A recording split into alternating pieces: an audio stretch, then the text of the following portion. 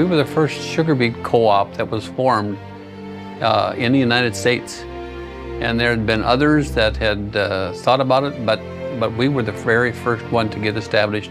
We got it all put together, and I'm happy yet. It's 45 years later, and it's what we planned to do with it, and it has worked out. I thought it was a good idea in '74, and it was, obviously. Throughout the years, beets have been profitable most years. We have been a solid employer for all of those years, you know, great stability. So it's just really a great opportunity for people to come to work and just to know that it is a stable job, that they don't have to worry about losing their job.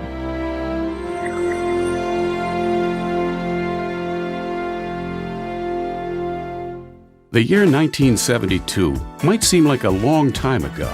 After all, back then, gas was selling for around 55 cents a gallon. The new movie The Godfather was released and playing to sell-out crowds in theaters across the nation. And it was the year that the technologically astounding video game Pong had become a worldwide sensation. But there is another reason that some folks in Wahpeton, North Dakota still remember 1972 like it was yesterday. That's because it was also the year that a small group of farmers and investors decided to officially form Minn-Dak Farmers Cooperative. Well, the need was there. There was interest in growing more sugar beets, and the whole valley here there's quite a few sugar beets in it, and we wanted to get in on it. And my friends and so forth too. To build it yourself, you have to form these co-ops almost to do it. And that's a cooperative effort where you form a board of directors, get a CEO to run it, and we were very fortunate on that. We got Jerry Shannon in here, and he knew everybody in the business, and it really worked out well. The co-op business model, I think, is an excellent business model for the business that we're in. Commodity prices cycle up, they cycle down. And when you have a model where everybody shares in the risk and everybody shares in the reward, it helps us to have a stable supply of product to process. And that's important for this business, especially when commodity prices are low. When commodity prices are low, we need to run our facility at maximum capacity to keep our fixed costs per unit down. And that'll help increase the revenue for shareholders. If it wasn't a cooperative business model, I think it would be much more difficult for us to ensure that we've got a good volume of product to process and therefore have decent returns. So the co-op business model, especially for this one, just makes all the sense in the world. And in 1973, they started breaking ground and get elected directors. We had bankers and town people to help us when we organized, so that we'd break ground and started building. And they chose a company out of Germany to set it up. The first crop was planted in '74, and so the first harvest was in '74. It was a huge financial commitment to a lot of us, you know. And so a little apprehension probably too, how's this all going to work? We were very fortunate that I think we had an okay crop, and the factory ran okay. I don't think it was exceptional, but it wasn't a disaster either. So. The factory was a little late on getting started, so I think we had a reduced acreage that they allowed us to plant, but they did get things going and got the crop processed. We learned a lot growing sugar beets. It was a whole new experience for us, and had kind of a nightmare first year lifting experience, but we made it through it.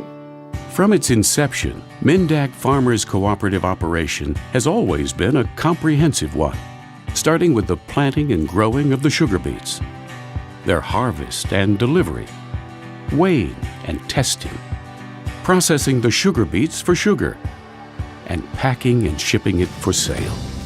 In '79, we ended up joining with other co-ops in the area, and we picked one out of Florida to join us with United Sugars, which sold all of our sugar worldwide. But the sugar industry is such that we consume in the United States all the sugar that we produce here. Midwest Agri-Commodities was formed to sell the byproducts from the industry or from the plants, just like we made the United Sugars to sell the sugar. We formed that to sell all of our byproducts. And so we ended up getting it worldwide over to Japan. And Japan would pay really good for it, and so we ended up selling most of it over to Japan. We started out as a 50,000 acre plant. When it was built, the factory started performing a little better than designed, so we took acres up in the 80s to the 70,000 acre mark. And there was still desire of the existing growers to raise more sugar beets. However, the factory was tapped out. So we formed a group of management and board, went through a rather extensive strategic planning with a facilitator. It took a lot of time. A lot of time was involved, and it bore good fruits. Prior to that, we were running 500,000–600,000 ton crops. Everyone was kind of learning, but we hit 1 million ton in 1977. And we probably stayed there a little bit better throughout the 80s, but acres were such, they're at 70,000. Yields are running, 15 ton. You do the math, you're just slightly over 1 million ton. The expansion got done, we were close to 100,000 acres.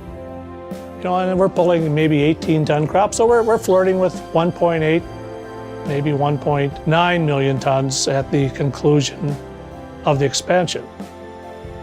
And now, not to jump too far ahead, but now we've been looking at some 3 million ton crops. In thinking back to more than 45 years ago on what the founding fathers were thinking when they came up with the idea of starting a co-op, a business really where everybody shares in the risk and everybody shares in the reward, that's community-based, that could be a big contributor to the community, employing a lot of families in this rural area. It was visionary at the time.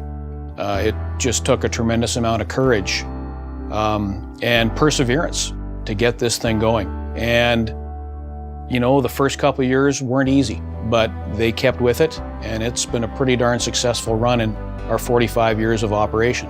We have had a lot of changes since 1974 when we first started. Our capacity has increased exponentially with our expansion 20 plus years ago. And the actual processes on some of the filtering and our beet washing capabilities, all of that has increased and allowed us to throughput a lot more beets every day. The amount of beets that are raised and sliced and processed through the course of each campaign has grown astronomically. I mean, there was back in the days when I can remember when they were trying to up the productivity of the plant, and they told us at one point in time they were going to try to slice 250 tons an hour. And for being around here as long as I was at that point in time, I said, they're gonna burn the place down right to the ground. I said, it'll never handle it. And now here we are looking at 450 to 500 tons an hour. So the capacity of the factory has grown in leaps and bounds over the course of my employment here and the life of the factories. My first beet lifting experiences was on a 40-20 and a 4-row Heston lifter. No cab on a tractor. Through the years, obviously, things have progressed now where, you got 12-row lifters, you got GPS and auto steer and automatic height control and everything else. Our first crop was told to expect 14 ton, which is about what we got. And this year we harvested a crop of 32 ton an acre. So that's really changed in that amount of time. There's a lot more automation, automatic valves, and before it was manual valves, process people had to open and close. Back in '78, there wasn't too much on the computer. Now it's kind of just automated. It's just the bigger volume of the beets that we slice nowadays, and the newer equipment, we're able to slice more. To think of why I stayed at this facility for so long, granted the job was great, the opportunities were great, the pay was great, but I think it was the people. I really do. You knew everyone was here. Everyone was your friend. Their families all got together.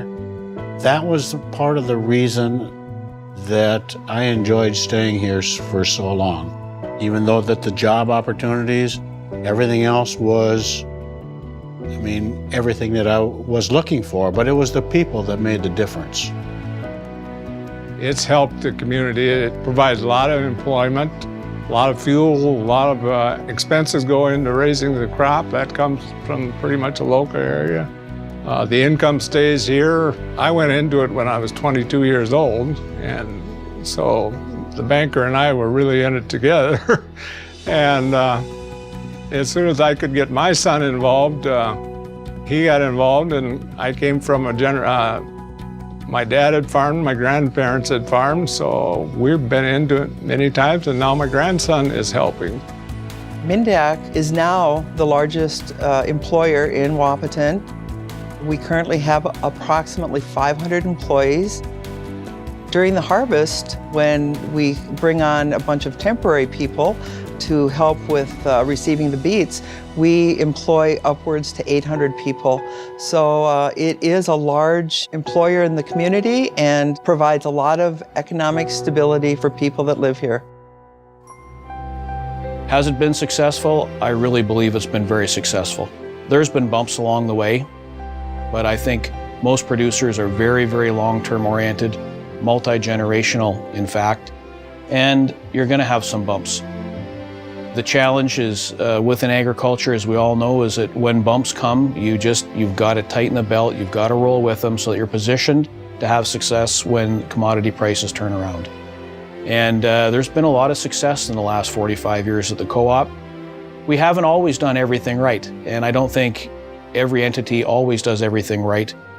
But what Minn-Dak has been successful at is learning and applying those learnings so that you don't habitually make the same mistakes over and over. And I think that's positioned us very well for the future. And so it's just the, year in and year out, beets have been there, they'll be there. We have probably the strongest lobbying group in DC. I mean, even the corn guys and the bean guys will try to fashion their lobbying efforts after us.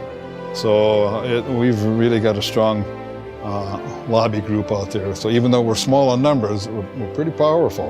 The near term to me looks pretty bright. There's also some other things that we're looking at here within the cooperative beyond that. And simply how can we produce more sugar from every acre? And how can we have a more efficient process within our facility? If we can continue to drive efficiencies up and our costs down, that positions us well too when the commodity prices do soften again. Most of us wake up and think about every day is what can we do to improve the returns to the shareholders? It is that commitment to mission from some of the best and hardest working people in the industry that ensures Minn-Dak Farmers Cooperative will continue to grow and be successful for many, many years to come.